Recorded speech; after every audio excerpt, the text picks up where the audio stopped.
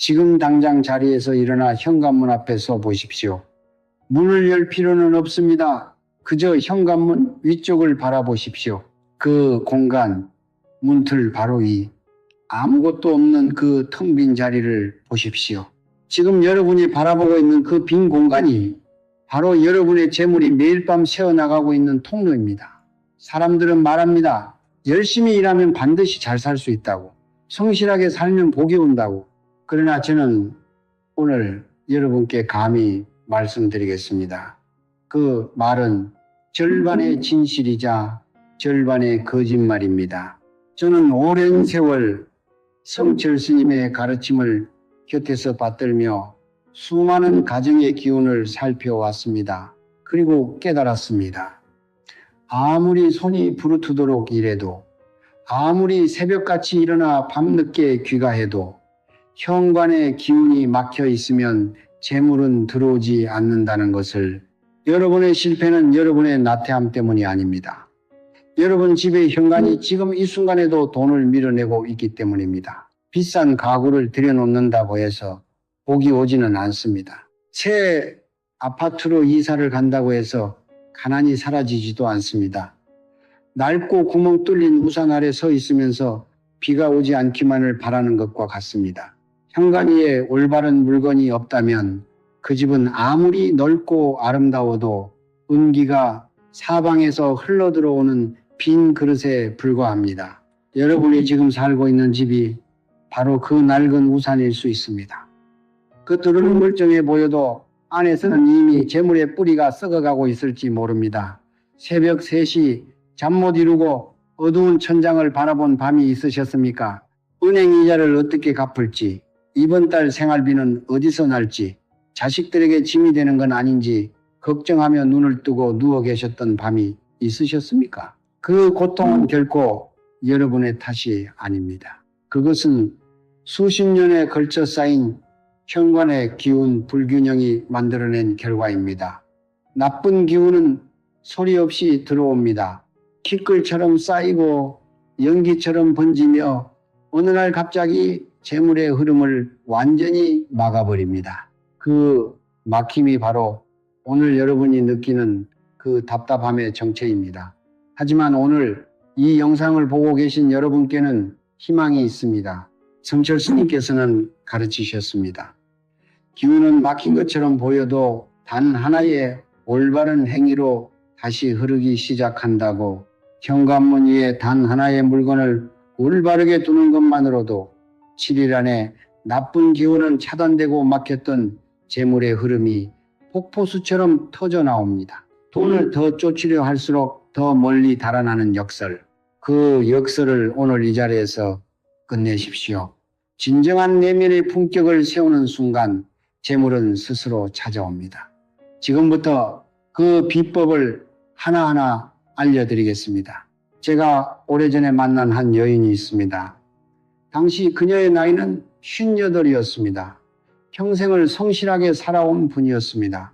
젊은 시절부터 남편과 함께 작은 식당을 운영하며 2 아이를 키웠고 자식들이 대학을 졸업할 때까지 쉬는 날 없이 일했습니다. 주변 사람들은 모두 그녀를 보며 말했습니다. 저렇게 부지런한 사람이 복을 못 받으면 누가 복을 받겠느냐고. 그러나 현실은 달랐습니다. 식당은 몇 년째 적자를 면치 못했고 남편의 사업 실패로 은행빚이 눈덩이처럼 불어났으며 자식들은 취업난에 허덕이고 있었습니다. 그녀는 제게 이렇게 말했습니다. 스님, 저는 잘못한 것이 없는데 왜 이렇게 되는 걸까요? 저보다 게으른 사람들은 잘 살던데 저는 왜 이 모양입니까?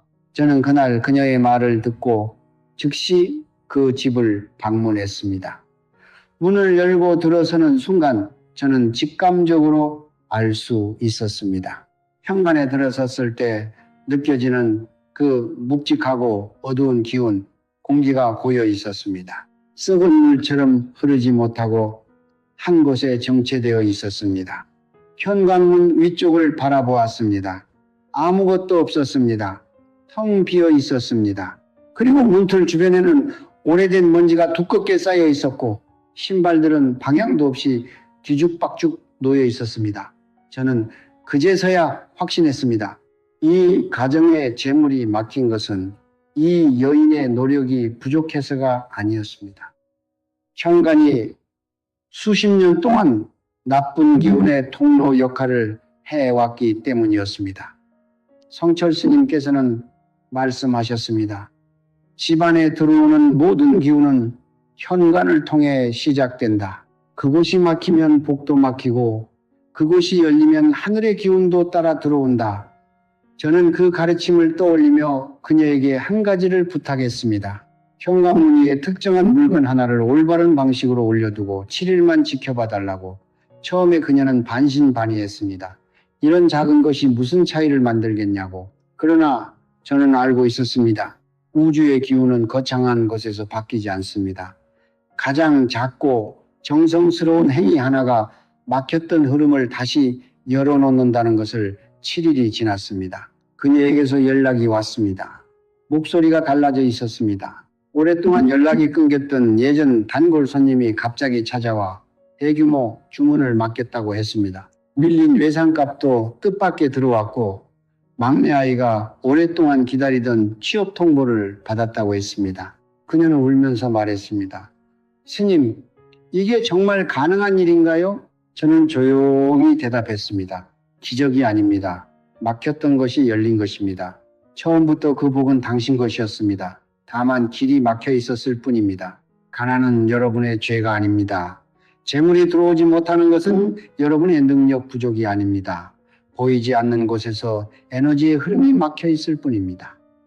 그리고 그 막힘은 생각보다 훨씬 간단한 방법으로 뚫릴 수 있습니다.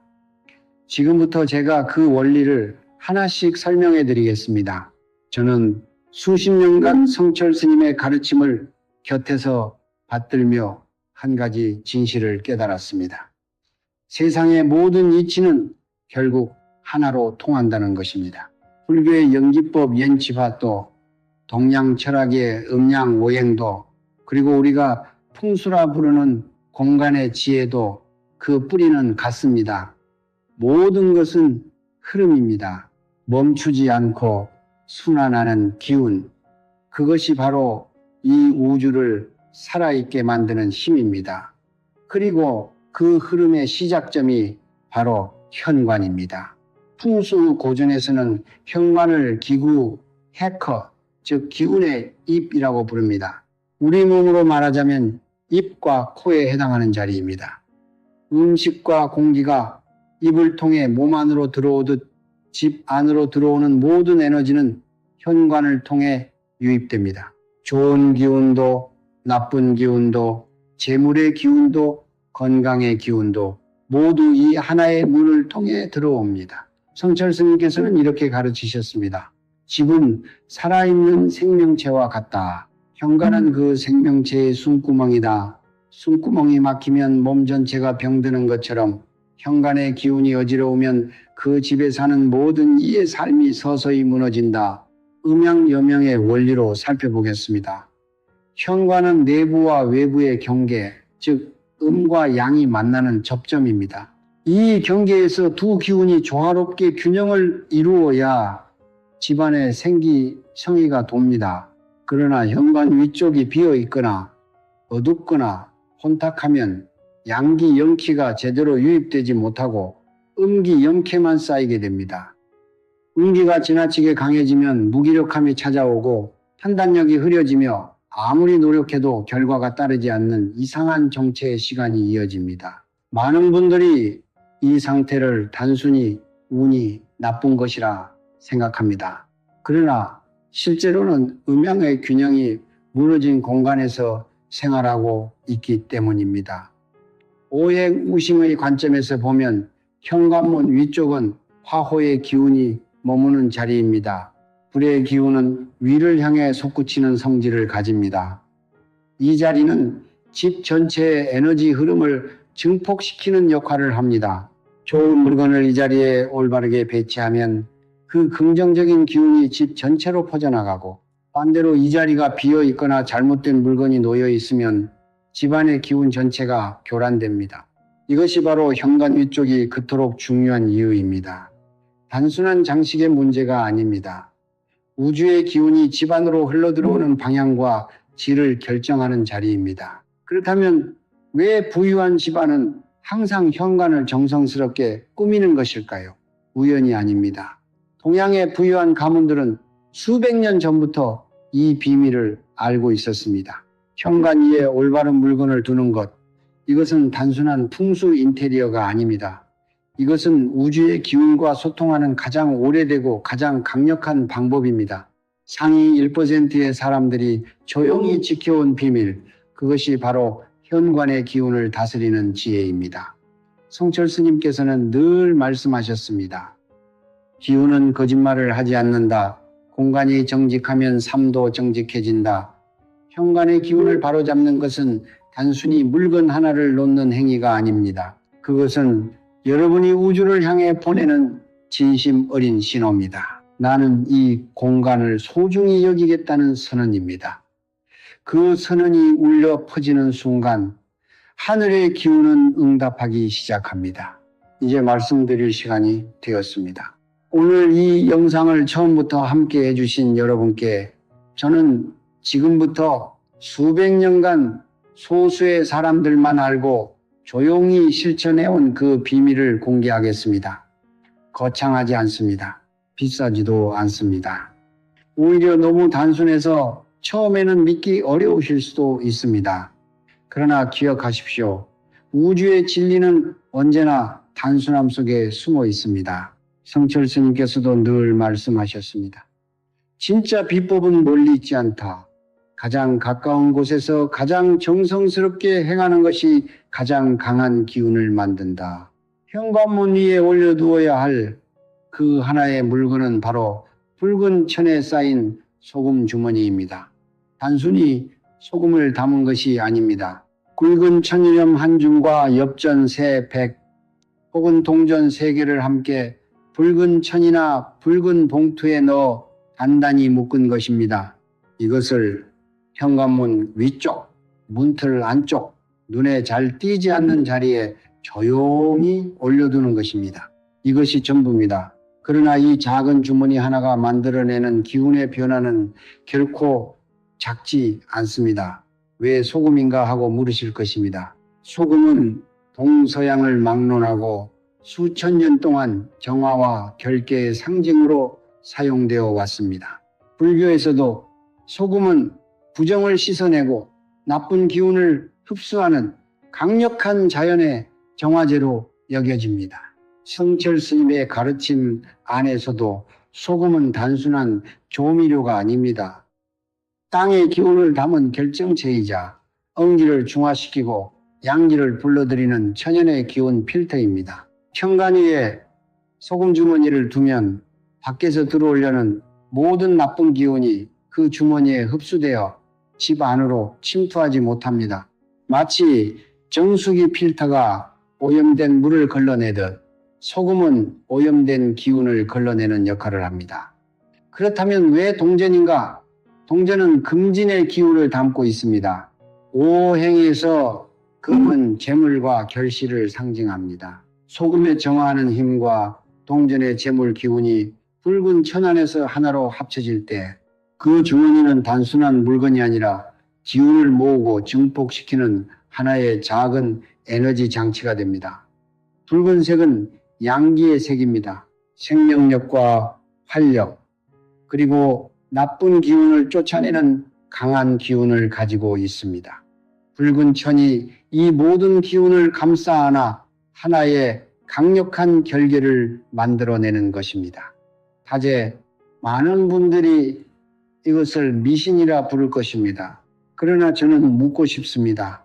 수천 년간 수많은 문명이 같은 방법을 써왔다는 것을 어떻게 단순한 미신이라 부를 수 있겠습니까? 히말라야의 수행자들도, 한국의 전통 가문들도, 중국의 오래된 상인 가문들도 모두 이 원리를 알고 있었습니다. 현대 과학도 인정합니다. 소금은 전자기파를 흡수하는 성질이 있으며 공간의 이온 균형을 바꾸는 능력이 있다고. 이것은 믿음의 문제가 아닙니다.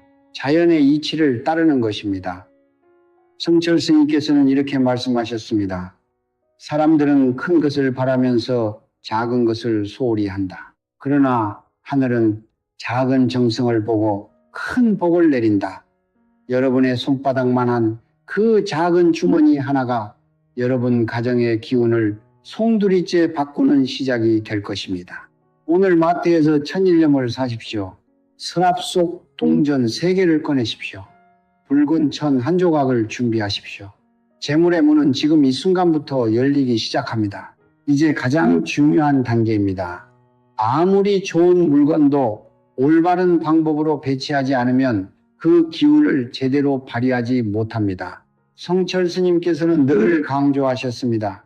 정성이 없는 행위는 껍데기에 불과하다. 손이 움직이기 전에 먼저 마음이 움직여야 한다.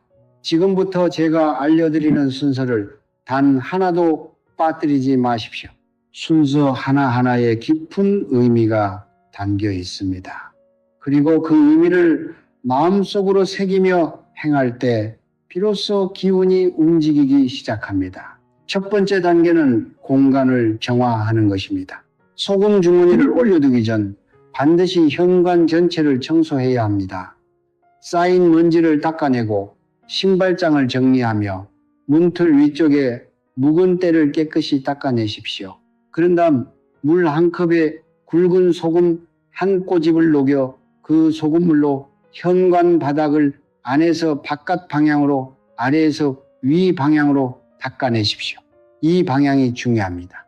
반드시 집안에서 바깥을 향해 닦아야 합니다. 그래야 집안에 쌓인 묵은 음기가 밖으로 쓸려 나갑니다. 이 과정이 끝나면 현관의 기운이 한층 가벼워지는 것을 느끼실 수 있을 것입니다.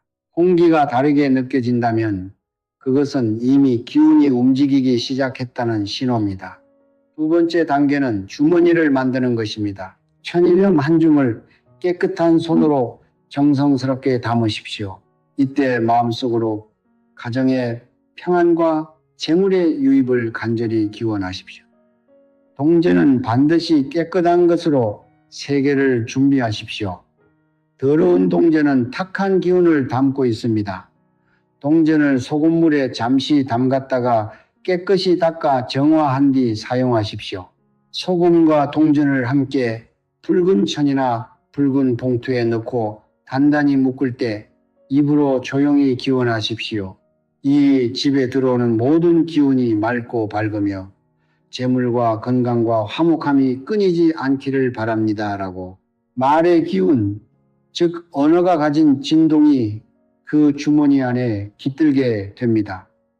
세 번째 단계는 올바른 시간을 선택하는 것입니다.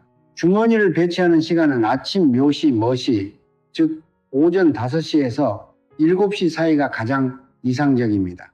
이 시간은 하루 중 양기가 가장 강하게 솟아오르는 시간이며 새로운 기운이 대지 위로 흘러내리기 시작하는 순간입니다.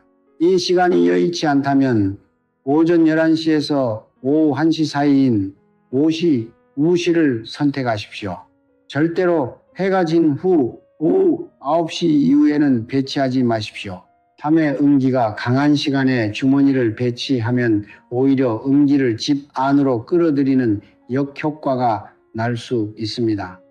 네 번째 단계는 방향입니다. 주머니는 반드시 현관문 위쪽, 문틀 안쪽, 즉 집 내부에서 바라보았을 때 문틀의 상단 중앙이나 약간 오른쪽에 올려두십시오. 절대로 문 바깥쪽에 두어서는 안 됩니다. 바깥쪽에 두면 기운이 집 안으로 유입되지 못하고 밖으로 흩어집니다. 또한 서쪽 방향으로 치우치는 것을 피하십시오. 서쪽은 금진의 기운이 강한 방향으로 동전의 금기운과 충돌을 일으킬 수 있습니다. 다섯 번째 단계는 7일간의 수칙을 지키는 것입니다. 주머니를 올려둔 이후 7일 동안은 반드시 지켜야 할 것들이 있습니다. 현관을 항상 깨끗하게 유지하십시오. 가족 간에 큰 소리로 다투거나 격한 감정을 드러내는 것을 삼가십시오. 현관의 조명이 꺼지지 않도록 하십시오. 특히 밤 9시 이후에 현관이 어두우면 음기가 모입니다. 반드시 작은 조명이라도 켜두십시오. 그리고 매일 아침 현관 앞에 잠시 서서 오늘 하루 좋은 기운이 이 문을 통해 들어오기를 조용히 기원하십시오. 이 5가지 수칙을 성실히 지킬 때 소금 주머니의 기운은 온전히 활성화됩니다. 성철 스님께서는 이렇게 가르치셨습니다. 하늘은 준비된 자에게 기회를 준다. 공간을 정성스럽게 다스리는 자는 이미 복을 받을 준비가 된 자이다. 오늘 이 5단계를 실천하십시오. 그것이 여러분의 가정에 새로운 기운의 문을 여는 첫걸음이 될 것입니다. 많은 분들이 제게 물어보십니다. 왜 하필 7일이냐고, 3일도 아니고 10일도 아니고 왜 정확히 7일이어야 하느냐고. 이것은 제가 임의로 정한 숫자가 아닙니다. 7이라는 숫자는 동서양을 막론하고 수천 년의 역사 속에서 우주의 순환주기를 상징하는 숫자로 여겨져 왔습니다. 불교에서 7은 윤회의 전환점을 의미합니다. 사람이 세상을 떠난 후 49일, 즉 7의 배수가 되는 날마다 새로운 기운의 문이 열린다고 가르칩니다. 이는 단순한 종교적 믿음이 아닙니다. 우주가 움직이는 방식, 기운이 순환하는 주기가 바로 7을 단위로 한다는 깊은 철학적 통찰입니다. 성철 스님께서는 이것을 이렇게 설명하셨습니다. 하늘의 기운은 7일을 주기로 한 번씩 새롭게 정렬된다. 씨앗이 땅속에서 7일을 버텨야 비로소 싹을 틔우듯 새로운 기운도 7일이라는 시간 동안 공간 안에 스며들어야 비로소 그 힘을 발휘하기 시작한다. 이 말씀을 저는 오랜 세월 곱씹으며 수많은 가정에서 직접 확인했습니다. 소금 주머니를 올려둔 후 3일째 되는 날 많은 분들이 잠이 깊어졌다고 합니다. 5일째 되는 날 마음이 이유 없이 편안해졌다고 합니다. 그리고 7일째 되는 날 작은 기쁜 소식이 찾아오거나 오랫동안 막혔던 일이 풀리기 시작했다고 합니다. 이것은 우연이 아닙니다. 우주의 기운이 7일이라는 주기로 응답하는 것입니다. 우리 몸을 생각해 보십시오. 의학적으로도 사람의 세포는 약 7일을 주기로 재생과 정화를 반복합니다. 혈액 속의 백혈구는 7일 안에 새롭게 교체됩니다. 피부 세포도 7일을 단위로 변화합니다. 자연이 이미 7일이라는 주기를 따르고 있습니다.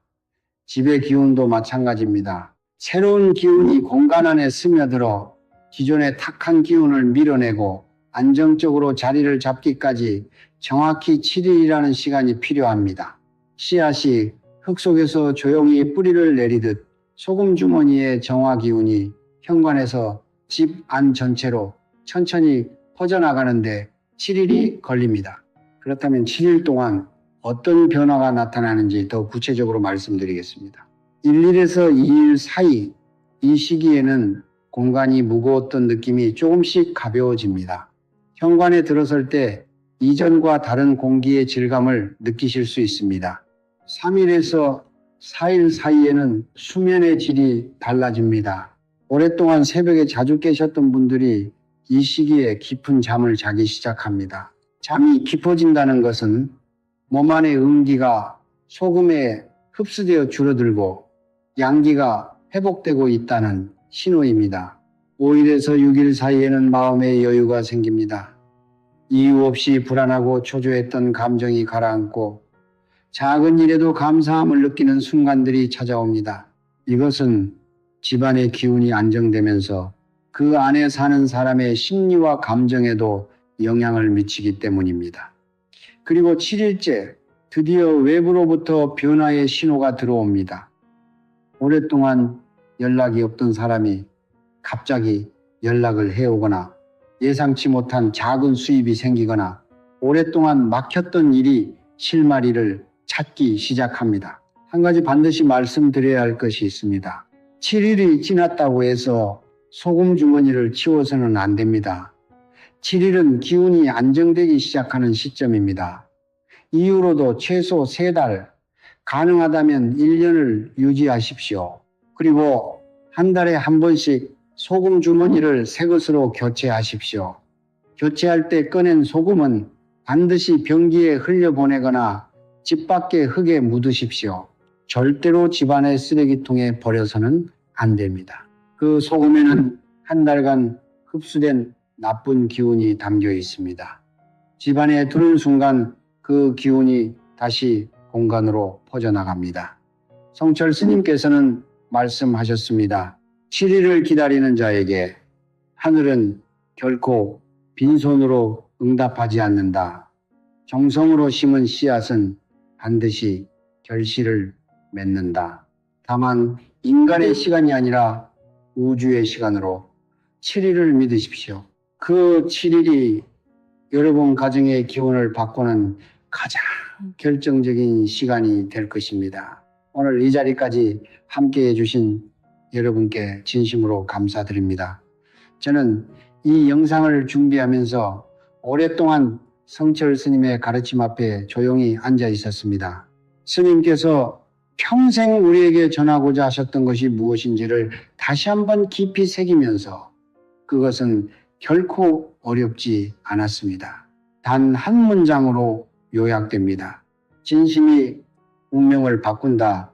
이것이 전부입니다. 거창한 의식도 값비싼 물건도 특별한 능력도 필요하지 않습니다. 오직 진심으로 자신의 공간을 돌보고 감사함으로 하루를 시작하며 작은 정성을 꾸준히 이어가는 것. 그것이 하늘이 복을 내리는 사람의 유일한 조건입니다. 오늘 우리가 함께 나눈 이야기를 잠시 되새겨 보겠습니다. 현관은 단순한 출입구가 아닙니다. 그것은 우주의 기운이 여러분의 삶 속으로 흘러들어오는 기운의 입입니다. 그 입이 막혀 있으면 아무리 노력해도 재물은 들어오지 못합니다.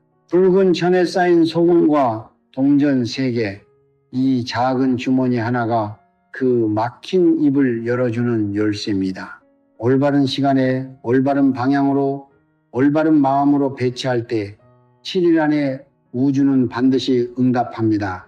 이것은 미신이 아닙니다. 수천 년의 지혜가 검증한 자연의 이치입니다. 그리고 그 이치를 가장 아름다운 언어로 우리에게 전해주신 분이 바로 성철 스님이십니다. 지금 이 순간 저는 이 영상을 보고 계신 모든 분들을 위해 진심으로 기원합니다.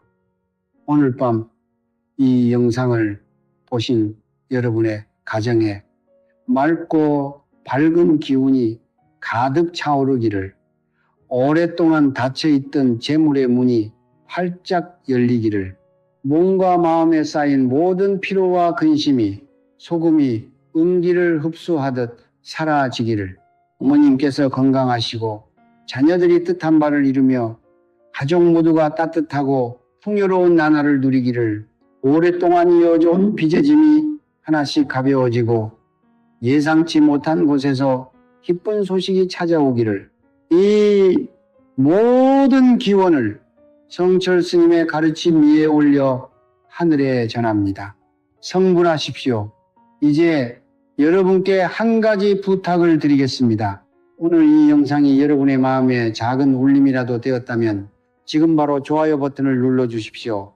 그것은 단순한 클릭이 아닙니다. 성철 스님의 가르침이 더 많은 이들에게 닿을 수 있도록 돕는 작은 공덕의 씨앗입니다. 구독 버튼도 눌러주십시오.